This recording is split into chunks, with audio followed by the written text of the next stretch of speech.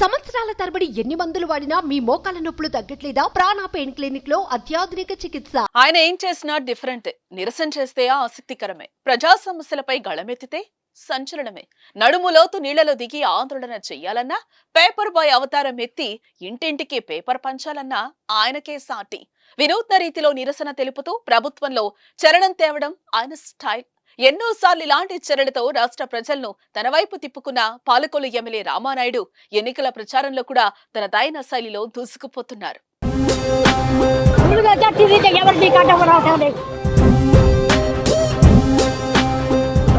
కొట్టుకోలేడు, మడతకోలేడు, మంచి ఇల్లు కట్టించేస్తాయి సార్. 2019 జగన్ సునామీలో గెలిచిన టీడీపీ ఎమ్మెల్యేలో ఒకరైన రామానాయుడు ఈసారి కూడా విజయమే లక్ష్యంగా పనిచేస్తున్నారు.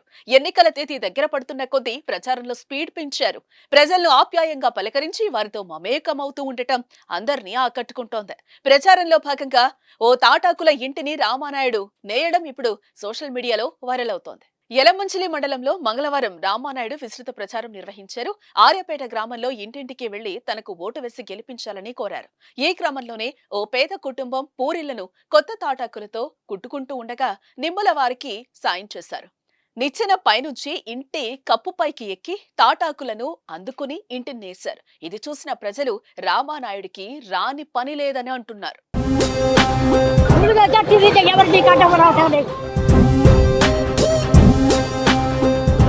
కొట్టుకోలేడు, మడతకోలేడు, మంచి ఇల్లు కట్టించేస్తాయి సార్.